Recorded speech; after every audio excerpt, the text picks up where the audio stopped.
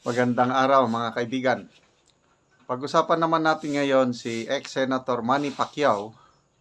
Meron siyang viral video ngayon na umiikot sa social media. I don't know kung kailan ito. Ngayon ba na panahon ng eleksyon o nung nakarang eleksyon. Basta full of emotion na maiyak-iyak na siya. At sinasabi niya yung ipaglalaban niyang mga mahirap. Talagang yung ibang caption nga nabasa ko dito is parang best actor na siya. So pakinggan natin at kilatisin natin kung totohanan ba siya na may puso sa mga mahirap. Pag may nakikita akong mahirap, kaya ganun ako ka-passionate na ipaglaban ng mga mahirap. Dahil dito sa mundo, hindi pera. May iiwanan din natin yung pera. Yung posisyon mo, yung kasikatan mo, mawala yan. Pero yung iiwanan mo, ligasiyan na makatulong sa mga mahirap, yun ang count. Yun ang mabibilang na maalala ka ng mga tao. Nakalimutan yan. Pag Ulit. may nakikita akong mahirap, kaya ganun ako ka-passionate na ipaglaban ng mga mahirap. Dahil dito sa mundo, hindi pera. May iiwanan din natin yung pera. Yung posisyon mo, yung kasikatan mo, mawala yan. Pero yung iiwanan mo, ligasiyan na makatulong sa mga mahirap, yun ang count. Yun ang mabibilang na maalala ka ng mga tao. Nakalimutan yan. Pag may Okay. So ito, tingin ko lang ito parang nangyari ito nung kampanyahan nung 2022 presidential election. I don't know kung ngayon ba, I'm not sure. Parang kumakandidato pa siyang presidente noon. So, sabi niya, yung legacy, yung pera, hindi natin madadala yan. Sabi niya, inaano niya na tumulong tayo sa mahirap dahil, yan, may verse dyan sa Bible do not lay up treasures on earth. Huwag kang mag-ipon ng kayamanan, treasures on earth na where yung mano ng lati o where wrath masisira lang or nanakawin ng magnanakaw. Lay up treasures in heaven. So, yan, may biblical basis yan. Kaya lang, tingnan natin. Maiyak-iyak siya And I believe na hindi naman siguro ito arte. Kasi galing siya sa mahirap. Ako nung una, naniniwala ako na matulungin siya sa mahirap. Nung una, believe na believe ako. Talagang tumutulong. Very generous siya, mapagbigay. Kaya saludo ako sa kanya yung dami ng karangalan na naibigay niya sa bansa. Dahil sa kanyang boxing success. Talagang nakaka-proud maging Pinoy dahil sa isang Manny Pacquiao. Kaya lang, nung pumasok sa politika, yun na, medyo unti-unti, nagbago na ako lang ito nasasayangan ako kay Mr. Manny Pacquiao, Senator Manny Pacquiao. Okay yun. Kumandidato siya ng presidente dahil tingin niya daw siya, leading daw ng Diyos para matulungan niya ang Pilipino. So yun, ang dami niyang pangako. Itong tinutulungan natin ngayon na Talaandig Tribe sa Bukidnon, nako, ang daming bumoto sa kanya nung last presidential election dahil yun nga, naipanganak siya sa Kitaw-Taw, Bukidnon, sabi ng mga katutubo, katribo namin yan. Botohan namin si Pacquiao dahil nangako siya sa amin. Ang pangako ni Manny Pacquiao sa tribo magbibigay ng libreng pabahay. Magbibigay ng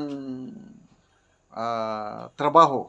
Ano pa yung isa? Tatlo livelihood, pabahay, nakalimutan ko yung isa. So maraming umasa sa kanya. Kaya lang, after the election, wala na. Kawawa yung mga tribo na umaasa sa kanya. Kaya, ako nasasayangan ako. I still believe na nandun yung puso niya na gustong tumulong. Kaya lang, mali ang pinasok niya. Pwede man siyang tumulong kahit hindi na siya pumasok sa politika. Dito siya nasisira sa politika. Lalo na, itong eleksyon na ito, pumanig na siya sa mga Marcos. Na nung last presidential election, binabatikos niya. Inaakusahan niya na corrupt, magnanakaw. O nasaan na ngayon? Yung prinsipyo ng isang pambansang kamao na magnanakaw. Ang mga Marcoses, ipapakulong niya. Ngayon, kung may ninakaw daw ang mga Marcos, isauli na lang. Ganun ba? Isauli na lang. Tapos sabi niya, huwag daw nating sisihin si President Marcos sa korupsyon. Kasi paano magiging corrupt ang isang leader ng isang bansa na nangunguna daw tayo sa ekonomiya? Grabe. So, marami akong nababasang comments na bubutuhan ka sana namin, Manny Pacquiao, kung naging independent ka lang. Kaya lang dahil sumama ka sa mga Marcos na binabatikos mong corrupt, tapos ang plataforma niya ngayon bilang senador is labanan ang korupsyon. Tapos sumama siya sa grupo na, ayun, budget ngayon, 2025 budget, the most corrupt budget in our nation's history, according to Senator Franklin Drilon and Senator Lacson. Manggil, kaya may kaso na, no? So, ayun, sasabihin ni Manny Pacquiao na tutulungan niyang mahirap, lalabanan niyang korupsyon. Nandyan man siya sa grupo ng... So, nasayang si ex-senator Manny Pacquiao. Pwede siyang pumasok man sa politika, okay sana, gobernador, mayor, ganun. Kailan kung sa Senado, hindi siya pwede kasi gagawa sila ng batas. Anong magagawa niyang batas? Ano bang nagawa niyang batas nung term niya as senador? Wala akong maalala. Okay. So, good luck po, Senator Manny Pacquiao, sa inyong pagtulong sa mahirap. Okay, mga kaibigan, salamat po sa inyong panunood palagi sa ating video. Ito, nakakatulong tayo sa tribong Talaandig sa Bukidnon. Namimigay tayo ng libreng pako at yero sa tribo para makapagpatayo sila ng kanilang sariling bahay o ma-repair nila ang kanilang sira-sirang bahay.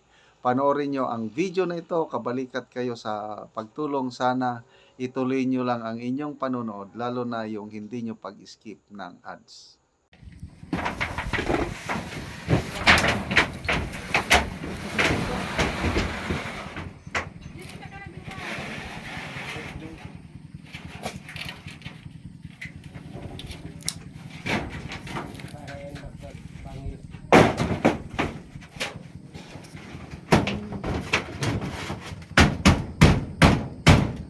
Ang galon kay Daot na gyud nga hero. Salamat.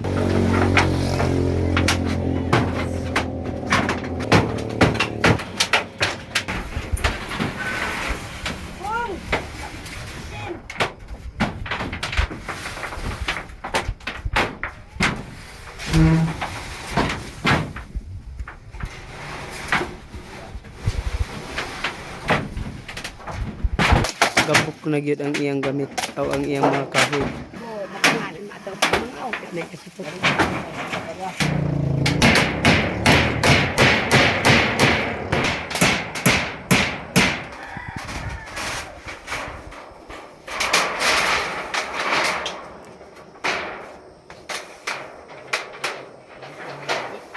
Now, ano na kagsuda. Ito po nakita ka alog.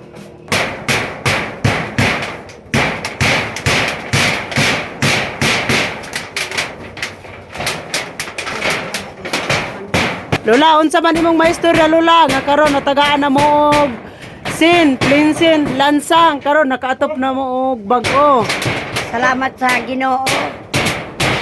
Nagatan-aw sa video nga nakaatop na gid ni. Oh, Napapod ang atop nawag na ang among gaot natuto kasi sa akong mag-ulan. oo. Salamat kaayo sa nagtabang Oo. o nagtan-aw sa video Oo. og sa Ginoo. Ginatabangan mi nakaatop na gid mi nasulban ng among ka ulan tanan mag-ulan gyud. Sige Lola, salamat.